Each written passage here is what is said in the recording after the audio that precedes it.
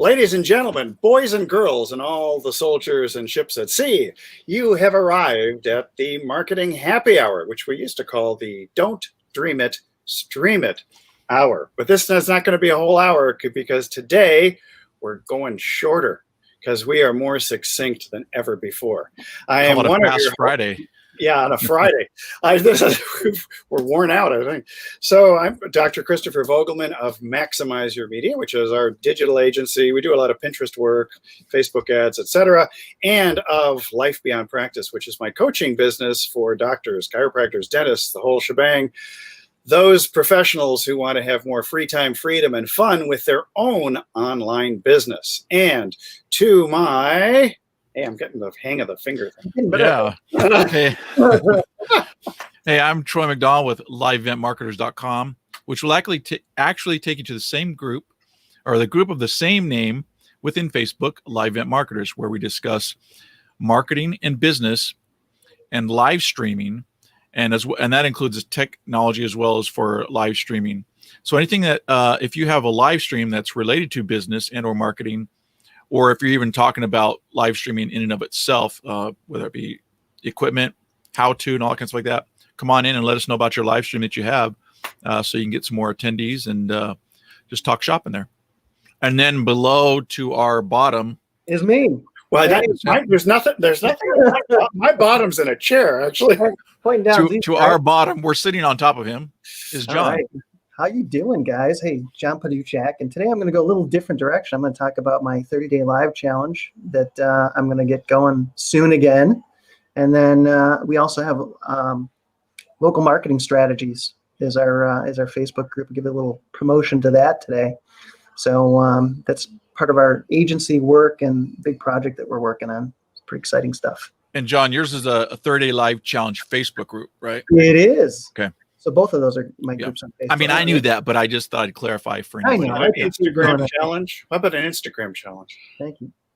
Oh, that's a thought. Instagram. Maybe that's for the future. October 1st, the Instagram challenge. And so it is. So it is happy hour. I have my Mexican Coke. Your Mexican Coke. I have pure water because I'm still on that keto is neato program. Wow, I have nothing. I've been wow, not even some water. Wow, give that man a drink. I got a big bucket of pickles behind me, but I don't think that's. You got a bucket of pickles? We had a big camping trip, so we got one of those big. You ever see those? I say camping, and there's nothing like pickles when you go camping. Yeah, because that's a lot of pickles, man. If your tent leaks, you're in a pickle. Oh my gosh! Yeah, yes, definitely a pickle if your tent leaks. Yes. Hey, so we put this program together because our marketing colleague Cam Jennings, aka Cam Fats, suggested yesterday that we talk about perhaps like a book club, and so we came up with the idea of at least talking about some of our favorite books, the things that we're reading, the things that have inspired us, and those in particular the ones that we may go back to from time to time. So either of you two gentlemen want to get started here because my book is gone. I got to go get it. Yeah, I don't mind starting. Why don't you start, Troy? So. And I did send a message to you, John. I don't know if you saw that, but I did have to say that because the thing is, I'm actually reading like a lot of books. Like I'll have books, and I usually read them at night, and that includes either both reading, but I use a reader, so to speak, a reading app. I'll talk about that in a second. And then sometimes just an audio book. So I use on my iPad. It's also available on the iPhone. It is, and actually, I'm not sure if it's available for non-Apple products, but it's called Voice Dream. That's DREAM. Okay. And it's a book reader, and it's really, really nice. It allows me to set the speed. I can use different voices, that sound more like human. So I can zip through books. Now, what it does for me, I know this is more side of not an actual book, but like how I go about it is because when I'm just reading a book by myself, I read at my own speed, right? We hear our own voice in our heads, or at least that's how most people read. I know like speed readers, they they don't necessarily go at the speed of their own voice. They're able to go faster. That's a separate topic. Anyway, You want to stop vocalizing, yeah. yeah. But what this does is allows me to speed it up. And so I'm more like listening as I'm reading, and it just, I'm not listening to myself, and I'm able to just read faster. And also when I read just by myself, I'll do notes, but it really takes me a lot longer to just kind of get through something. And so I think, I like to go through things multiple times, really, because that's how you're going to get the meat of it. It's like anything else. Like, when you go through it, sometimes you're like, wow, I never noticed that was in there before. Now, I consistently read my scriptures, and that's one example where I'm like, well, like, I don't ever remember seeing that in there before. And I've read this like, bajillion times, and I think that happens with a good book as well. And so the book that I have to, again, in essence, apologize to John for, because it's just one that is more recent. But like I say, I'm actually juggling a few different books. And I'm looking at I actually decided to write some notes to kind of keep me on, Okay. organized or whatever. But so it's Joey Coleman, and it's his Never Lose a Customer Again. Oh, Okay. Facebook should read this book. Yeah. Yeah. Well, a lot of companies should read this book. And the reason why I have to apologize to John was because John's very first kind of comment was like, hey, this is before we started talking about what should we, let's do a book report kind of thing. Yeah. And his thing was like, let's talk about customer service. And I said that was like about as exciting as like surgery without, any pain medicine. Oh yeah. And then I turn out and I pick a book that is, it's related to it. Yeah, it's not actually customer service. It's really more customer retention. Yes. But I do believe that customer service plays a role in customer retention. So that's why I said there is an apology, or at least some, right? So drug dealers do a lot of retention. I'm just not even gonna go. How do we go off the rails pretty soon? Yes. And he's only drinking water, ladies and gentlemen. Totally water. Okay, so basically, now these are notes that I have that are kind of mixed with some of my own thoughts and things like that. But I mean, it just covers the whole same concept. Yeah, but right. One of the things of where he started from is he had started an agency, and so basically an agency to get more leads, customers for his clients, right? So kind of like the very front end. Mm-hmm. And what he found is that he would talk to his customers or his clients that he have, a few months later. So, how things going, and he knows basically, what leads or customers he's gotten them. So he's just kind of seeing how their business is going, things like that. And then he found that that they were basically, as soon as they were coming in, they were in essence just as quickly going out the back door of their customers. And so he's like, well, wow, we have a problem here, because I can get you the customers, but you're not having either an easy time, or you don't have a process or a system for keeping or maintaining those clients. Mm-hmm. And so then that really started him on his journey of looking into customer retention. Mm-hmm. Because of what he started doing, he started not only getting customers and clients for his clients, but then also started working with them in the retention part of it. And so getting people to stick, really, right? And so what he found in some of his research is that 20 to 70% of your new customers will decide to stop doing business with you in the first 100 days. So that was one of the things that he started really looking at. And again, he's done a lot of research. And again, I'm just kind of, I'm summarizing it for people, but basically that's something to think about, that is that, within your first 100 days, people are already looking to leave you, or it should be said that from their experience. And I think so. And then me looking at my own thoughts is, not only is it their experience with your company, but they're getting bombarded and being pulled in other directions to go work with other companies, right? Or other people. So, I mean, I don't know how far we want to go into it, because it could be a whole half an hour of just Troy talking about one book. But let me give, I guess, a takeaway from this, right? Yeah. Like what can you do and whatever, is you really have to put resources, because us as marketers, and when I read this, I'm like, man, this just really makes so much sense. We're always looking at like bringing people in the front door, right? And so that's where all marketing is focused, front door. And then, we have the like, okay, then they get the product, and, they, at least in my case, right, information product, they go through it, they learn it. And then, when all said and done, they're a better person because they've learned XYZ of what they've purchased for me to learn. Right. But that's still more of a, in essence, as he would call it, more of a churn and burn mentality, because, you get them in there and then you just expect them to, flow through fine and come through with a great experience in the end. And then they'll want to just always automatically buy, your next product from you, because again, as we know, they're going to be a cheaper person to sell than, getting a brand new lead in and try and take them through any of our funnels. So,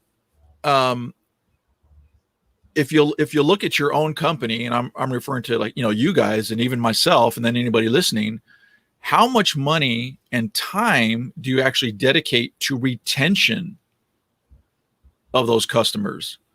And that retention not only is, let me rephrase it another way, is how are you making their experience better so that they are becoming, really continually sold on them? Because here's what we do as business owners. As soon as we make a sale, we're celebrating, right? Mm-hmm. And at the same time, those people are doing things, and I kind of wrote this down, they're going through buyer's remorse to some degree, right? So while we're celebrating the purchase side of it, while we're celebrating that purchase that just happened, your customer's wondering, did I get the best price? Did I make the right choice? What if this goes wrong? Can I get my money back? Will it be a headache? It's why it's important to have a conversation and check in regularly to make sure that where you think the relationship stands is in alignment with where they think the relationship stands. And that may be a conversation that you automate or whatever, but you really should be working on a retention program both with time and money, not just so focused on, because if you look at most companies, a huge chunk of their money or really when you say marketing, right, it's all front end. Mm-hmm. Or some people could say there's some back end, but that's to get them to buy another product, right? But what about all this middle, whether you're your actual customer, this is trying to get him in the door, and this is just trying to get more money from him. How about trying to keep them? Again, that retention. So that's my quick synopsis of the book. And he goes into and gets you to think really a lot more about that and implementing things.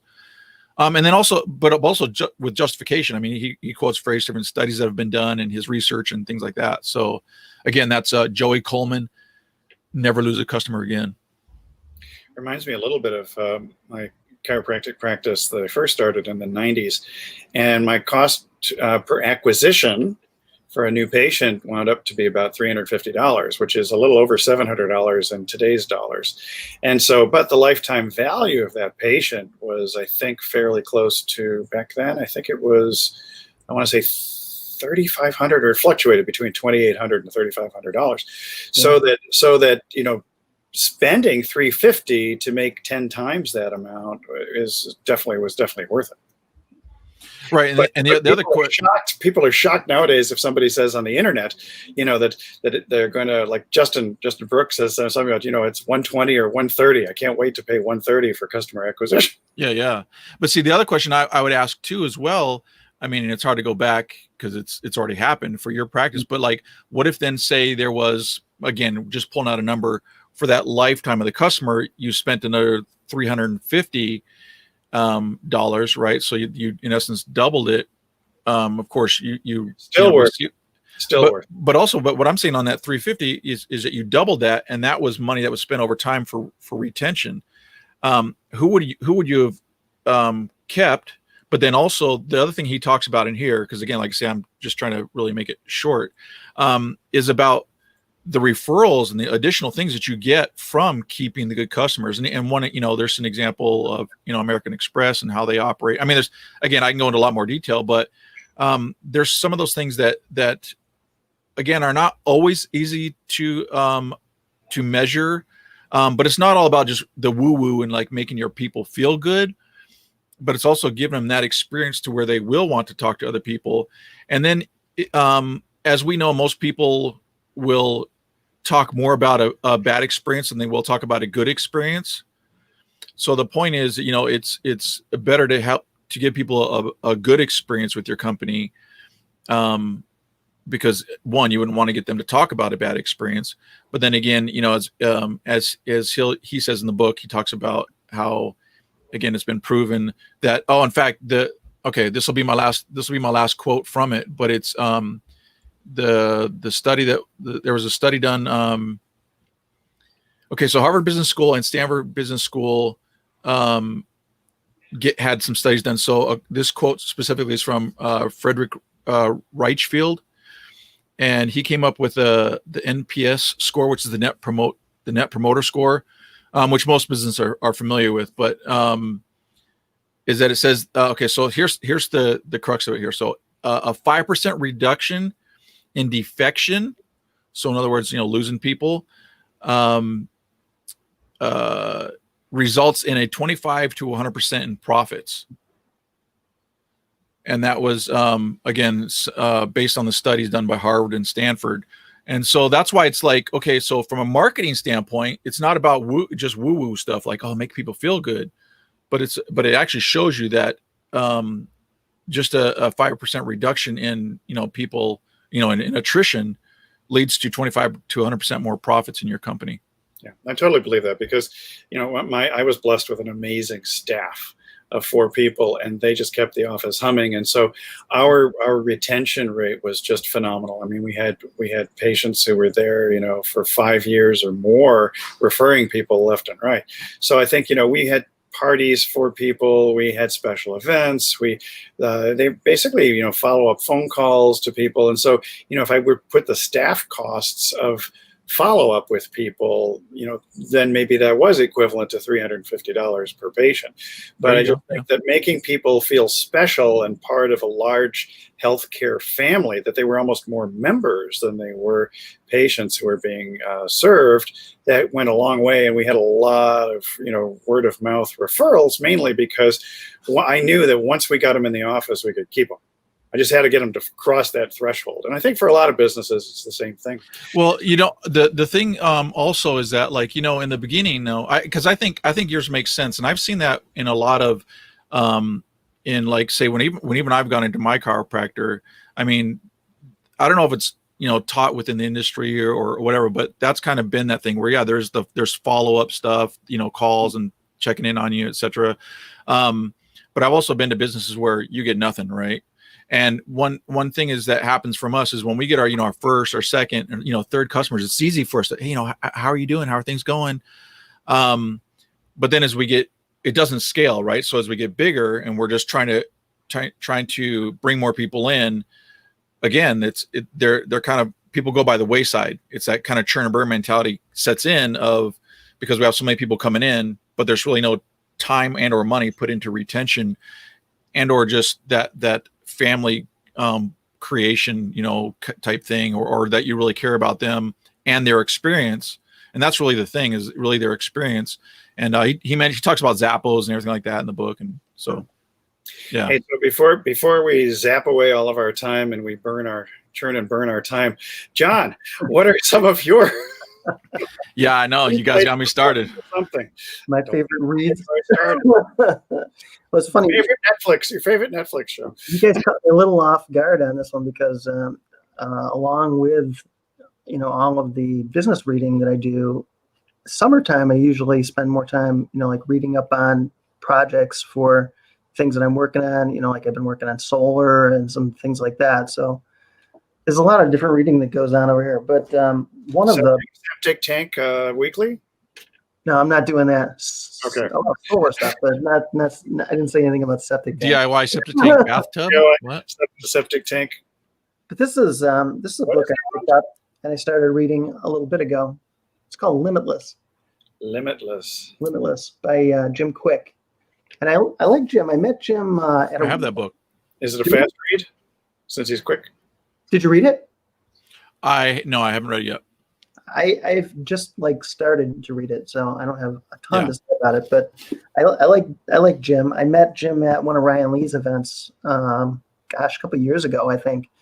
And he does all this work with helping people with their memory and how to recount things better and all these different learning strategies.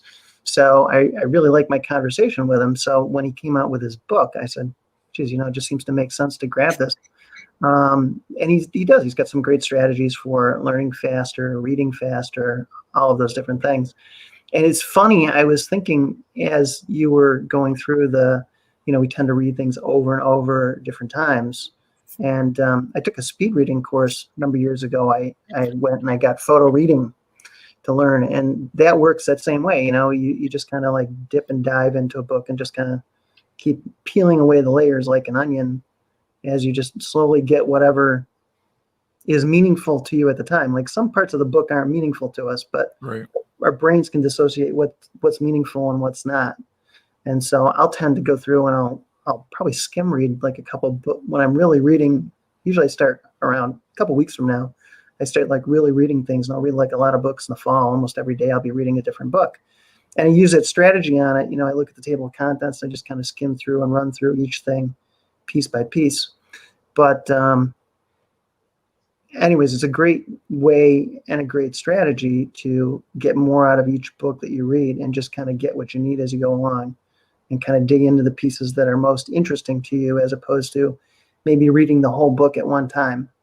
So I tend to go through and like look at a bunch of different things as time goes on. But like I said, I really like this book because it follows into that same strategy of different things that you can do to improve your memory, improve your learning speed, retain things better.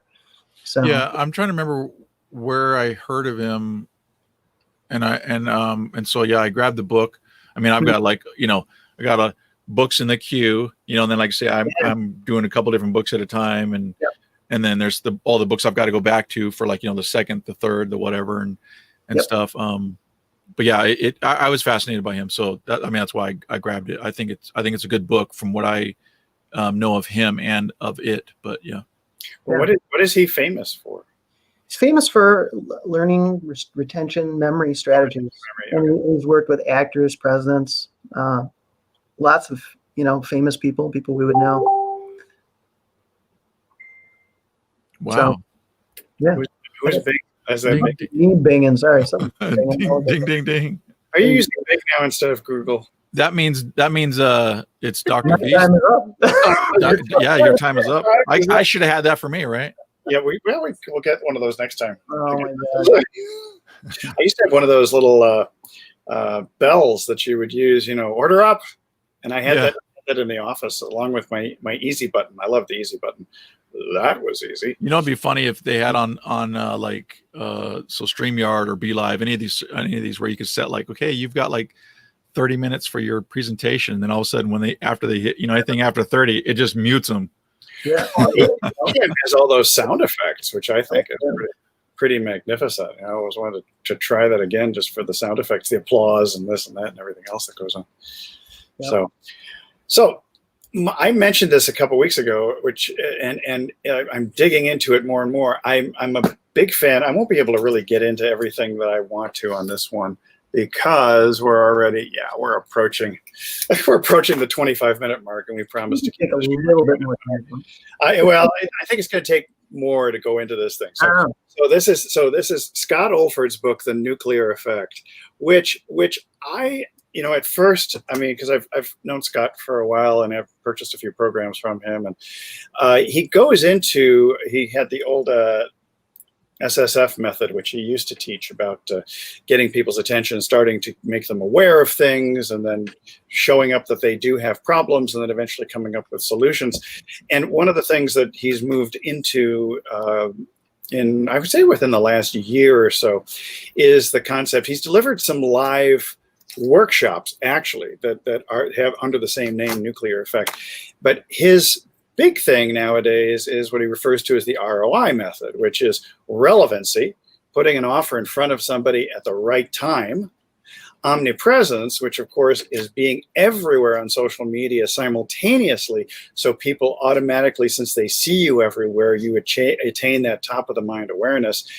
And intimacy, which is really establishing deep, meaningful personal relationships with people, including being vulnerable and showing people the things that don't work in your life as well as those things that do work, in order to achieve a degree of credibility and trust that you can't just get by bantering about, the old KLT type of thing. And so there are the 6 pillars. He lists 6 pillars, of course, of building a 6 or 7 plus figure business online. And I have the table of contents here because I've gone through about half of the book so far, and it's very interesting listening to him because I also purchased the audiobook. And the reason I did that is I wanted, just like Troy, where he was talking about, moving through voice dream, going faster. I like to put the audiobook on sometimes 2 to 2.5 times speed. There's only maybe 1.2, 1.5. And then just skim through the book really quickly because I need to force my eyes to move. I have a little bit of a convergence issue, and to the point where one of my optometrists who dealt with a wide range of people in the Washington, D.C. area, referred to me. He said to me one day, he says, "You have a lot of really weird eye problems." And so it explained a lot to me why reading was always so difficult for me. But I was still able to get through college, get through graduate school, all those other things. So reading is sometimes a little challenging for me because I tend to read with only one eyeball and delete everything that's in the other eyeball. That's just my weird neurology is what's going on. And so the methodology that I do, if I'm really, really, really interested in someone with whom I've developed a virtual relationship with and who I've actually spoken to, on Facebook Lives and Q&As and Zoom calls, I will tend to buy both the physical book and the audiobook. And I start tearing this book up, as a matter of fact, because it's interesting to get his background because he started at the age of 7 in his entrepreneurial venture with raising chickens and selling eggs to the neighbors. And it goes through how he reached a point in his life where he was 19 years old and $1 million in debt. Now, how many people who are 19 are $1 million in debt? Not very many. Yeah. How he reaches the point where he's 21 years old and he's managed to pull himself out of debt and do all kinds of things that we talk about in internet marketing, from developing his list, developing a personal approach to sales. In particular, his emphasis throughout the book is on social selling, and social selling from the standpoint of asking open-ended questions in order to elicit responses that are more intimate and more meaningful, the kinds of things that most internet marketers never ask. And in doing so, some level of automation to get a conversation started, like chatbots and other things. But more than that, moving into establishing tremendous rapport with Instagram direct messages, with Facebook Messenger, and with just getting on the phone with people. And I think that getting on the phone with people is a lost art within marketing, particularly in this digital age. And so establishing these relationships with people where they're really, at some point you share what's going wrong in your life too, where they feel that it's a safe space to show you that they don't have it all together either. And they may have their own blind spots and other things. So, I mean, I'm only up to, let's see. So, I mean, to give you the pillars again with my wonderful reading glasses. I throw them around tables and the floor. So my wife picks them up periodically and says, "Do you recognize that you left 3 pair of reading glasses on the carpet last night?" So I mean, some of the things like he talks about the 6 pillars. The first one was marketing and lead gen, and how everything about lead gen we've talked a lot about, from client acquisition to keeping people happy, and then of course then sales. Then it's product, which is really product creation, or deciding, what your offers are going to be. Are you going to have those 10K programs? Are you going to go really low end all the time? And he gives remarkable reasoning and logical step why selling low-end products, say under $500, is not going to be the best formula for you positioning yourself as a top expert, and having your aspirational programs as well as the ones that help your clients to level up. And in particular, he's talking about info products and coaches and things like that. And then I just started getting into operations and teams. And most entrepreneurs, he maintains, are really, maybe you're good as being a starter and not necessarily a systems person or somebody who's in it for the long haul. And I think most entrepreneurs who are in the online world are probably starters more than they are the people who will hang on forever. Yeah, that's a whole nother conversation, right? That is a whole other conversation. And he goes into great depth within the book about that. So last night I couldn't sleep very well. And so I was actually, between the hours of 2 and 5 in the morning, I was running through this book quickly, but only getting halfway through. So, but I was trying to cram for my exam for today. So, but I would say this is a great read, and I think when I get done with it over the next day or so, that I'll come back to you with my book report without plagiarizing. I know I have that on my list. I actually need to check and see whether I have purchased it yet, or if, whether that be audio, or I know that I don't have the physical, and I'm bouncing. See, I'm having a hard time with like that, because I'm old school. I do like physical, but at the same time, I mean, like there's only so much room kind of thing. So I'm trying to figure out how I'm doing all my, when I say how I'm doing, because how are you doing? Because in like voice stream, like you can do different things, like you can highlight stuff and whatnot. But what I haven't done, and that's I'm working on a bit of a system now, but it's nothing finalized. That's why I'm not announcing, hey, here's what you need to do. But where I'm taking, like, after I've kind of gone through at least an iteration of the book, right? Because like I said, I do go back, especially when you hear somebody else talk about something, you think, oh yeah, I need to go back to that, or like, oh yeah, that had that section on ABC, and I'm really drawn to that right now. Let me read again what was in there, and you pull out the new stuff that you see this time. But actually, where I'm taking the notes from it. So at some point where you can kind of, in essence, we'll just say, retire that book. Like I have just kind of sucked it dry, and I have like my notes and what it means, what I learned from that, whatever. So then you can reference and refer to those. And that's why, like, I'll grab books and have them. But I'm now working on that more archiving, not necessarily archiving, because archive sounds like, you're going to take it and just throw it in, throw it and just let it collect dust. Summarizing. Yeah. Well, but what I mean by that is that it's summarizing, it's giving my thoughts, it's giving things that I got from the book, but also indexing them. That's a better word for it. So that I'm able to also draw points from other books on the same concept. So it's a bit of think of it like as a mind mapping, but also connecting the different nodes to the different books on certain concepts. So you may have something, say, in the nuclear effect, there may be something on, say, customer retention, right? And I thought it was an interesting point of view, but he doesn't really discuss it, in Joey Coleman's book, right? But yet I have Joey Coleman's notes in there, and I'm able to connect them as here's all the things that I know, or all the notes that I've taken on customer retention, and here's the sources of them.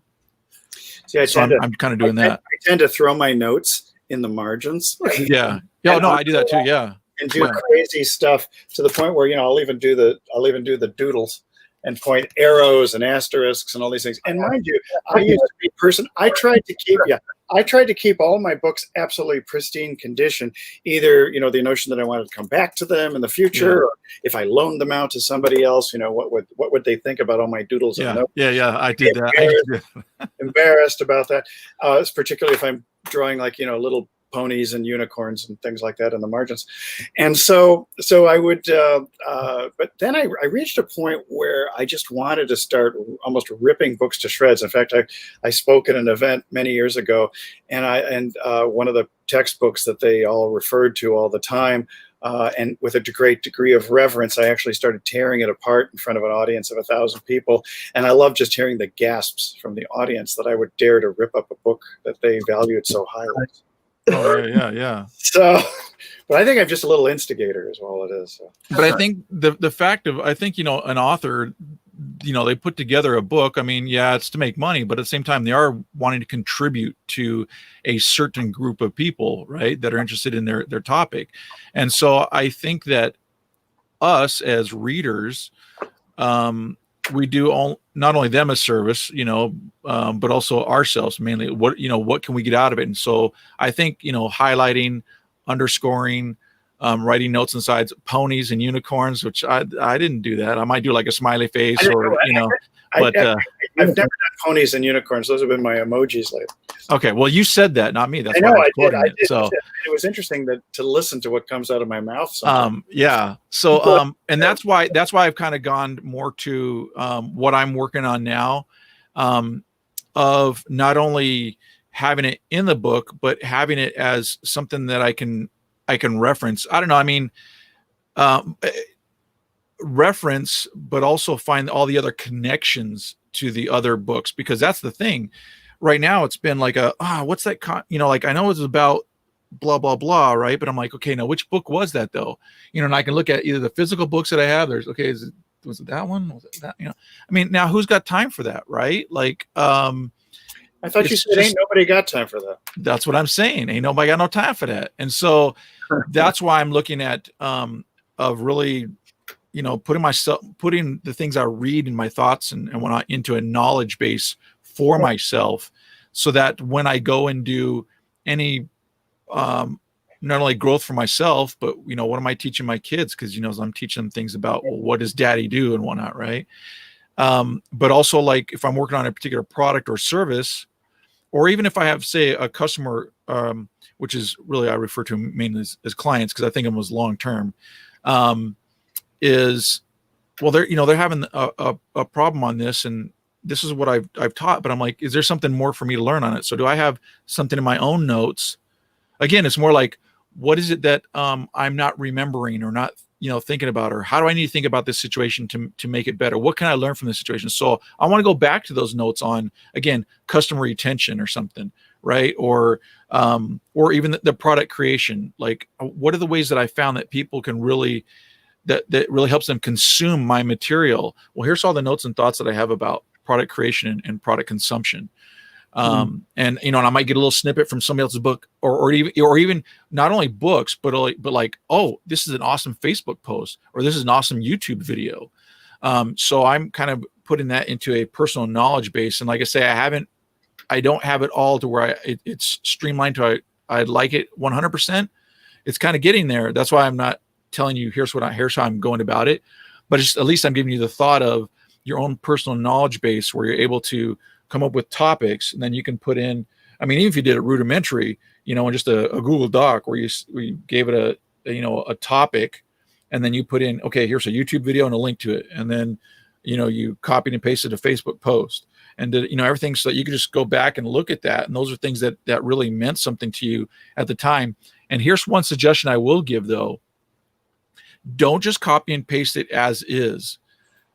I mean, don't just do that, but then if the minimum at the below it, add a comment, or at least you're thinking where you're at right now, so that when you go back to it, it makes sense. Because sometimes what I found, and this is again through experimentation, because I've been doing it for a little bit, I'll look back and I'll go, okay, yeah, that's neat. But I'm like, where was I at? Like, why was that important to me at that time? Because like where my mind is at in the moment is not where it was at that moment. So I can't go back to that, because I didn't make any notes for myself of why that was important. So if I can remind myself, and then I'd be like, yes, now that makes sense again. So it's almost like reminding yourself why you're taking that snippet and putting it in there, so that you can get again that juice back out, from taking that time to put that in, because I mean, you're making like a knowledge base for you, right? So it was important for you to put it in there, but why? And it doesn't have to necessarily be anything really big, but that really helps jog your memory again, especially as we get older. I mean, I'm still young, but I mean, you guys or whatever. Yeah. I mean, no. Now, are you using a particular piece of software or something to do that and correlate it? There's one that I'm working with right now. There's some other things that I would like. So that's why I'm not telling you like what it is right now. Interesting idea, but as you go through it, I go, how would I mean, I can think of a couple ways I might correlate that together, but I can't think of a good one. Right. And so there's some things that, and like I say, there's a lot of different people that are kind of conquering this, because I've actually found there's a world of people kind of doing this, or at least they are doing their own personal knowledge bases. And there's one that, I'm like, but my ideal product would be this, and I'm like, I don't want to program anything because that would take me forever. But I mean, but yeah, so there is different software out there. I mean, you can start looking at like, personal knowledge base, and whatnot. But and there's different things that people how they want to go about it. I mean, so I mean, I guess my way might not be for everybody, but I just think so many different ways. Like I love mind mapping. And there's some tools that actually have mind mapping built in with your note taking, which is cool. And some people in a sense could even just use a straight up mind map, right? Where you do like, you take the concept and then everything will be just a node off of that. So boom, you're done. But for me, I want, more than that. So I am using a particular piece of software right now, which is Mac and Windows compatible. But there's one feature that it doesn't have exactly the way I'd like it. And that's tagging, because tags, I think, also help you really well too. Because if you have a really big knowledge base in so many different nodes, and if you have somebody, say if you had something closed off or whatever, then you have to like open them up. Where's that versus a tag? You can just boom, hit the tag and it shows you everything that's related to that. But anyway, so that would be a conversation for another day. In fact, I'm actually creating tentatively, I'm creating a product on this where it teaches people how to basically take everything that they learn. So if you think about like marketers, right, such as myself and like you guys, we read so much stuff and there's so much great stuff. Yeah. And then you're like, you're always stuffing in. We're almost doing the same thing of bringing in new customers. In other words, bringing in new material to ourselves. But what retention are we doing for ourselves? Right. So that's what this is. This is helping with the retention. So you remember the good things that you learned from this particular course or this book or this snippet or, this webinar that you attended, that you may have just gotten one little golden nugget from that, but that falls in a particular category and boom, you can store that away. And, now it feels like, man, how many, cause it's easy to go, man, how many hours have I spent on, consuming this book or this webinar or this, whatever. And I'm like, well, and now look, there's this new stuff that's the shiny object that's just catching my attention. And there's probably golden nuggets in that too. But now that's just like forcing everything to not mind thinking about this stuff. Sure. Where it's great to go back and just go, okay, yeah, this concept and this, on product creation and this, this is really cool about, doing videos. And this is how I help people to remember them. Like in some cases, like I'll have text show up on the screen on the exact word, they'll do like closed captioning on just certain parts of a video because It's hard for people not to read it, but it helps reinforce it. So it helps them consume it. I mean, like all these little concepts, like, are you going to remember that, 10 months, because nobody else is doing it, but one guy was doing it and it really made sense to you. And then you're just busy trying to crank out another product instead of, looking through your notes of like, what are some things that I thought were good concepts to either try or just that I thought were good. And the closed captioning thing where I can basically have the text show up when, because I really want people to get this part. Maybe I'll throw that in there. You know what I mean? Like use what you learn instead of always trying to consume new stuff, right? To where it's just going to get pushed out by the new stuff that you consume. And so are you really getting any traction? Do you have anything to go back to? And I think and to me, it's like, it's a sad thing. Cause I look at like over the years and this kind of where it came from, like over the years, I got so much, and heck, even if I were to pass away in a sense, like I could, give it to my kids and say like, they've learned a lot of stuff about business. Mm-hmm. And these are some of daddy's thoughts, of different areas, and just kind of be able to pass it down if nothing else. Yeah, I've been thinking a lot more about that. I know when we were younger, you just kind of go, oh yeah, I read this, I really enjoyed it, but we never really thought about taking notes about things. And then Yeah. when your kids are older, I've got my son's 21, my daughter's 24 and married. Someday they may want to take over my business, some aspect of it, and it would be great for them to have the cliff notes, the kind of things that were running through my brain at the time, or the notes on different things that would take years and years and years to learn. So, Right. And even if you look at like what you're saying, so if you finally were going like, I need to get some new standing operating procedure, right? Some new SOPs. Yep. Well, you go, oh yeah, I remember like I'd read something, whatever, so long ago about whatever, but if you had put that in in your little knowledge base, you can go back to that and go, okay, no, it was, oh yeah. Okay. I remembered, because that's the thing. Like, it's almost like, okay, instead of getting new stuff and it's pushing out the old stuff, so now you can remember what it is that you had forgotten, right? Well, this at least allows you to go back because hey, look, I've got that in there. I don't have to worry about I'm going to forget it or whatever, because like, look, it's documented. I've taken that item, I put it there, and I don't need to think about it anymore, and I don't need to stress about how I need to remember that for something that I know I'm going to do 6 months from now. But then 6 months from now, are you going to be like, wait, what was that thing again? I know I was going to be doing this, and it was, what I mean? Now you're like, well, I forgot I remembered something that I wanted to remember, but I forgot what I wanted to remember. So, that's what it's kind of all about. It allows you to just go back into what you've learned and make use of it again. Yeah, and permanently, or thinking about going through the process of permanently archiving it becomes a bit of a challenge, because then you're like, is the program that I'm using to do that going to exist in the future? How can I make sure that what I put into it exists? Yeah, and that's one of the things that of things, right. Yeah. Well, that's actually one of the things I looked into, because that is a very valid point. What I've found is that there's certain a lot of these softwares are using what they call Markdown, and it's basically like, think of HTML, right? There's certain kind of tags and they do certain things. So Markdown is a form of formatting text and stuff, and it's been around for quite some time. So it's not necessarily a new concept that like, oh, it's going to die out. It's been around. It's going to be around. And a lot of these programs will use Markdown, and then some of them will actually even let you then export it like in just plain text or whatever. It's like that. So that's one of the things I look for as well. Because it's like, well, what if like I'm gone, and then my kids are like, well, hey, we're getting into dad's computer or whatever, and I've got this database of info, but now there's nothing that will read it, right? For like for his business kind of stuff. And I'm just kind of curious, how did he think and whatever, and what, all that kind of stuff.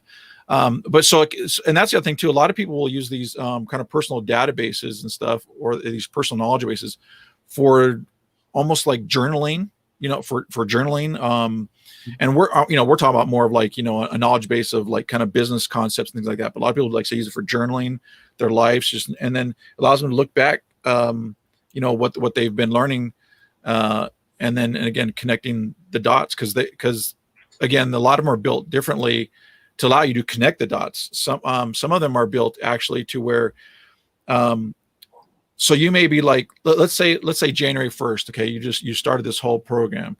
And so, January 1st, you started, let's say you were just going to journal, and it wasn't necessarily about your knowledge base for business, but you can then say you started. So again, January 1st, did I mention January 1st?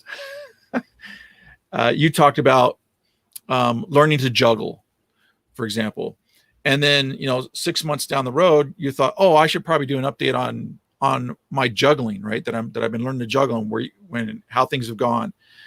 And then, then you started writing a little more frequently on your juggling. Well, you can actually then, again, like with a tagging system or a node-based systems, you can look up, I have a topic on juggling, and you can select that, and it'll show you all the days where you talked about juggling. And that kind of thing that you've in essence, like, say, tagged. So it doesn't matter when it happened, etc. And that's what I'm saying. Like, it allows you to go, what do I have here on customer service? And you can do search queries on, specific things, or you can use Boolean expressions where, like things like and, or, not, it doesn't include all that kind of stuff like that. So it really helps you to like look at all your stuff, no matter where it's located or what day it was. Because you could, for example, on customer retention, and this is now going back to the business kind of side of it, customer retention have a concept on like, gifts or whatever, right? Maybe you think like, sending people gifts or whatever. And then you had a whole nother section that you actually did about gifts. And so you looked in there and then you're like, well, wait, do I have anywhere else in here that I mentioned like gifts or gifting things and stuff like that? You know what I mean? Because maybe you didn't, you had that in the customer retention. This will actually show you that you had mentioned gifts in there, even though you didn't place it under the gifting section and stuff like that. I mean, it's just really cool. It just allows you to organize, but it comes back down to the way I look at it is taking what you learn in business and from anywhere and putting it in there, and then explaining. Okay, importantly, is explaining why that was important to you, so that you can get back to that kind of mindset when you go over it again. Makes perfect sense. I've been thinking about that a lot too lately. So I'll share that with you guys. But like I say, there's that would be fun. Good conversation for another day. Yeah. Well, like I say, I'm also thinking of making it into a product in essence, where it's more of like my concepts on how to do it. And it would be a succinct product. So, cause I think there's a lot of marketers really that, they're like, wow, that makes complete sense. And I've always wanted to have something where, because I think if you stopped any marketer that's been in the game for, just say a year, right? Or even 6 months, how many things have you read that you've forgotten about that you want to remember, but like, is it in this notebook, or is it on this file? And what did you name that file? And you know what I mean? Like, oh my gosh, I have stuff everywhere. I've got ideas in notebooks. I've got audio recordings, because I'm like, oh, I'm going to go all audio and I'm going to, blah, blah, blah. But there's not one central, in essence, database that allows me to keep all this stuff in one place. And I'm actually, and here's another thing that I'm doing. And this is killer, but, and this is part of my course. Would be in it, but like I've taken, so you've bought many courses, right? And so you get the videos and, you might get the audios, you might get the transcripts, but, and not in every case will you get the transcripts. And so what I'm doing is I'm actually transcribing a lot of the courses that I've gotten. And I know because I know there's different nuggets in it. And if I can't find where those notes are, I'm actually able to transcribe it. And then I can go through it, fast speed or however I want to do as I'm reviewing that course, and then go, oh yeah, that's a snippet. So then I'll highlight that text, boom, and I can plop that into the section where it needs to go. And I can feel like, boom, boom, I've got like the stuff I'm getting the stuff out of the course. And it's not I know that course talks about XYZ and, it's like this, but all I really needed from the course and why I took it was this, but now I need to remember this so I can implement this. And I can take that and I can archive it, but again, put it in my database instead of I went to that course a year ago. I don't know where my notes are. And I'm like, I got to go through it again. Cause I know I had good, I know I had good stuff and I know I had little ahas, but I'm like, where did I put that stuff? Where is it? So it's almost like money wasted. Yeah. The nice thing about that too, I think like, in the last year, it's been easier to get things transcribed. Now you can send it over to Amazon, or you can run it through like a million other different things. Transcriptions are, pennies. So we're used to be like, fairly expensive. Yeah. For and everything. Now it's, very easily done. Yeah. So that's something I think more and more people, if they aren't doing it, they should be doing it. And there's certainly a lot of process software coming out. Digital marketing came out with one. There's a bunch of different ones to kind of help you to put together processes for your business and knowledge base. All this stuff just kind of goes together. Yeah. Gentlemen, we are 55 minutes into our 30-minute program.